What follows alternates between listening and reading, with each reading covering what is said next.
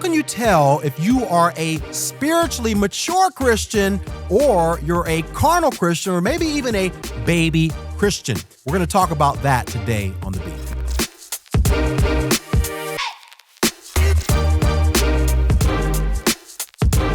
Hey, my friend, welcome back to another video inside of our exciting series, Church Gone Wild, a modern-day look at the wildest church ever, the book of 1 Corinthians. We are teaching topically through this particular book, and if you missed any of the videos in this series, once again, I encourage you to go back and watch them all. A link to the entire playlist is in the description box below. Now, with that being said, how do you know if you're growing spiritually? How do you know if you are a mature Christian? Well, obviously, this is very subjective, and I'm not sure if there's an exact way, but in this video, using the text in 1 Corinthians chapters 2 and 3, I'm going to take a look at three things that I believe characterize a spiritually mature Christian. Now, the first is what I'm calling spiritual discernment. Now, what is discernment? Well, I define discernment in this way. Discernment is the ability for a believer to determine the will or mind of God on a given situation, right? So discernment is this intangible skill or ability that a believer has to be able to sense at any moment throughout your walk, this is what God wants me to do. This is how God wants me to speak. This is how God wants me to treat this person. This is the type of decision that would honor God most. Or, you know what, this is the type of person that I need to get involved with, or maybe this is somebody that I need to refrain from getting involved with. Spiritual discernment is that intangible ability for a believer to do that. Now, Paul says here, however, we speak wisdom among those who are mature.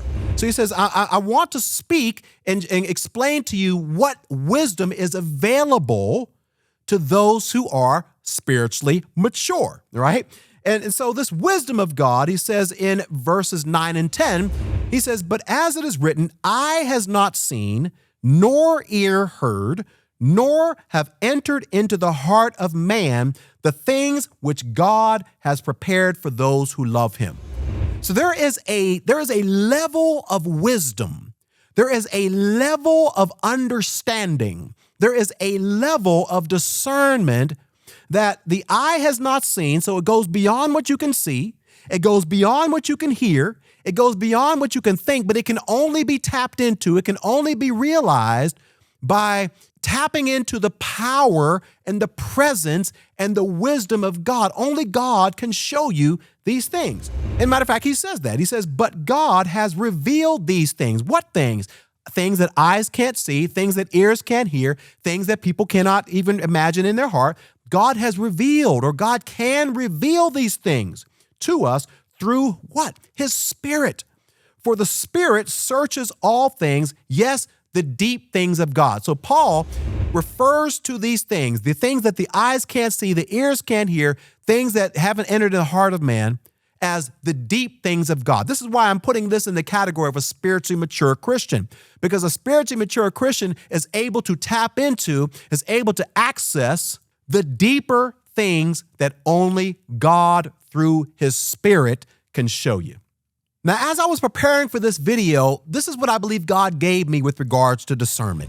Not only can God reveal deep biblical truths through his Spirit, but he can show you things like people's motivation for why they do what they do. He'll give you wisdom on how to handle a problem in your life. He'll give you the exact words to speak to someone so they will receive what you say. He'll allow you to see into other people's lives things that they've never shared with you or maybe anyone else ever in their lifetime. He'll enable you to see beyond the surface of a situation to what's really going on behind the scenes. He'll show you people's envy and jealousy. He'll help you understand why people act the way they do. You see, this is the type of power that spiritually mature Christians are walking in. God can show you something about someone, or maybe he can show you something that went on in their life that they didn't tell you, but God showed it to you already through the power of discernment. Paul goes on to say, now we have received not the spirit of the world, but the Spirit who is from God, that we might know the things that have been freely given to us by God. Paul's saying, hey, God wants to reveal these things to you because you have the Spirit of God inside of you, and so you have the ability to access the deeper things of God. Now, you might be asking the question, well, Brother Parr, how do I increase my discernment? How do I get more of this discernment? Well, the author of Hebrews, we don't know if this is Paul or someone else, but the author of Hebrews gives us some insight into this. And he says, for though by this time you ought to be teachers. Now, I'm not reading this to make anybody feel bad, but basically saying, hey, you've been saved long enough. And based on the time that you've been saved until the time I'm writing you this letter, you ought to be the one teaching other people. You ought to be the one making disciples. But instead, he says, you need someone to teach you, again, the basic principles of the oracles of God. You need milk, not solid food. For everyone who lives on milk is unskilled in the word of righteousness since he is a child. We'll talk a little bit more about that in point number 2, so hold on. But solid food is for the mature. Notice what it says, for those who have their powers of discernment trained. How? By constant practice to distinguish good from evil. If you want more discernment, you need to spend more time with God, spend more time in the Word of God so you can understand the will of God and the ways of God and the character of God and the nature of God. And as you do those things, you will have your discernment trained by what? Constant practice. The second sign of spiritual maturity is not only spiritual discernment, but spiritual growth. Are you actually growing as a Christian? So let me just break down this little chart right here. Paul in this passage basically separates all humanity into 2 groups. You have the natural man, and they do not receive the things of the Spirit because they do not have the Holy Spirit. 1 Corinthians chapter 2, verse 14. Now, you could also be in the category of the spiritual man. That should be you and I. Why? Because we are saved and we have the Holy Spirit. Chapter 2, verse 15. But now, within this category of spiritual people, people who have the Holy Spirit, there are 2 different ways you could go with regards to your growth. You could be an immature Christian, which means you're underdeveloped or you're undeveloped, and he talks about those in 1 Corinthians chapter 3, verses 1 and 2. Or you could be a mature Christian or a developed Christian, and this is with regards to growth. So notice what it says here. And I, brethren, could not speak to you as to spiritual people, but as to carnal. Paul says, I wanted to give you some meat. I wanted to talk to you, right? I wanted to give you some deeper things, but I couldn't even come and give you what God put on my heart because you are still carnal. Or I'm speaking to you as to babes in Christ. I fed you with milk and not with solid food, for until now you were not able to receive it, and even now you are still not able. So what would be a sign of somebody who is spiritually immature? Well, there's a couple of things. First of all, let's think about the imagery of a baby. Babies are not able to feed themselves. They are totally dependent upon someone else taking the spoon, dipping it in the formula or whatever it is that they're eating, and actually feeding them. They're not able to actually pick up the spoon and feed themselves. So a spiritually immature Christian is someone who has to depend on someone else at all times to teach them. They are not what's called a self-feeder. They're not able to pick up the Word of God and actually read it for themselves and actually get some sort of understanding from it. Now, another key point is that babies are not able to digest meat. They actually live on milk, right? And so listen, if you are not able to get outside of the most basic elementary teachings and truths of the Word of God, and you're still kind of hanging out in that shallow end, this is a sign that you're not actually growing spiritually. So what are some signs that you are growing spiritually? Well, let me give you a few. Theology, right? Do you know who God is, the nature of God, the character of God, the attributes of God? Who is Jesus? What is his nature? Who is the Holy Spirit? Do you understand important things about the Trinity? Do you understand end time events? Do you understand pneumatology, Christology, theology, right? Soteriology? Do you understand the basics about your salvation? If you are, that means you're growing spiritually, right? You're spiritually mature. Apologetics. Do you know how to defend your faith? When somebody asks you a question, are you ready to give an answer for the hope that you have? 1 Corinthians chapter 3, verse 15. Bible knowledge, right?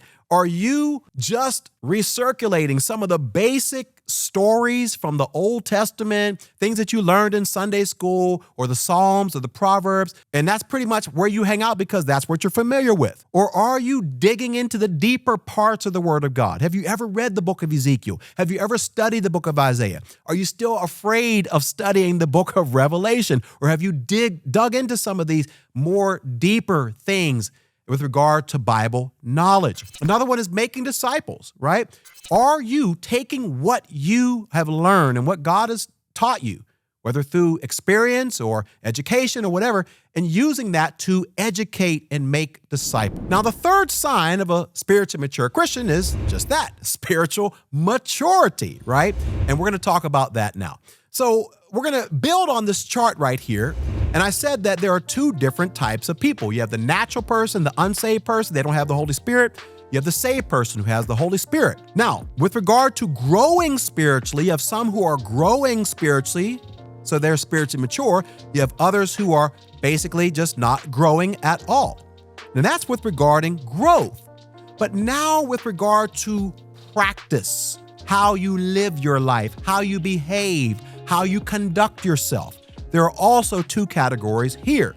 You could be a carnal Christian. In other words, you know a lot. You've been growing. You know Bible knowledge. You know theology. You know how to make disciples. You may even do those things, but your lifestyle is more carnal and fleshly. And Paul talks about that in chapter 3, verse 3. Or you have the spiritual, the Christian who follows the Spirit. Now, he says here, for you are still carnal, for where there are envy, strife, and divisions among you, are you not carnal and behaving like mere men?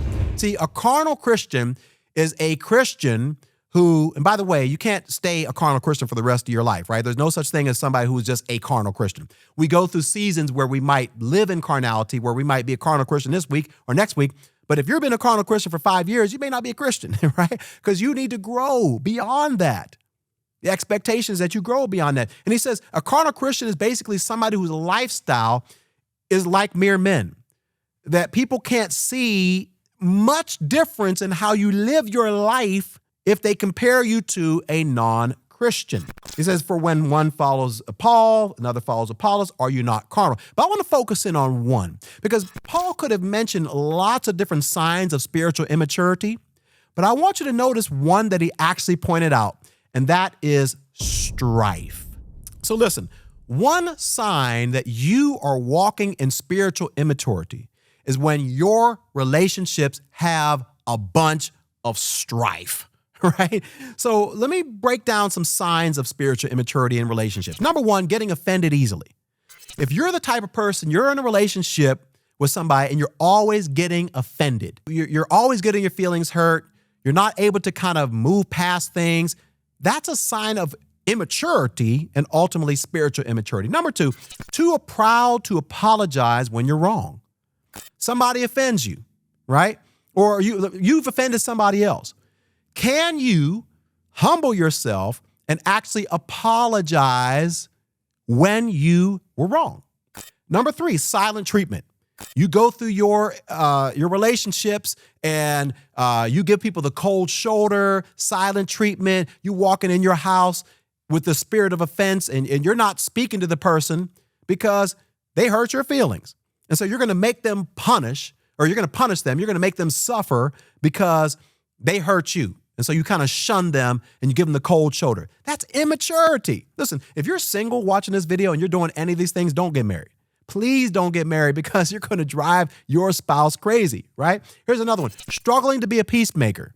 When things go wrong in your relationship, are you always waiting for the other person to make peace, to make amends, to bring things back together? Or are you going to be the more mature Christian and actually seek peace? Here's the last one. Holding grudges. You can't seem to forgive people. You can't let the past go. You're always bringing things up from the past, reminding people of how they've offended you in the past. All of these are signs of spiritual immaturity. So obviously this was not an exhaustive list, but spiritual discernment spiritual growth and spiritual maturity are three things that I believe define or characterize a Christian who is growing or will be considered a spiritually mature Christian as opposed to a carnal Christian or maybe even a baby Christian. So I'd love to hear from you. What do you think? What are some other signs of spiritual growth? If you enjoyed this video, do me a favor, like the video. That really helps this video get pushed out through the algorithm and is sent to more people. Also, if you enjoyed it, share it with somebody. If you haven't subscribed, what are you waiting for? Subscribe to this channel. Turn on all of the notifications so that you can be notified the next time a video drops. If you're enjoying this series and you want to watch more, click the link in the description where we'll have a link to the entire playlist of this particular video.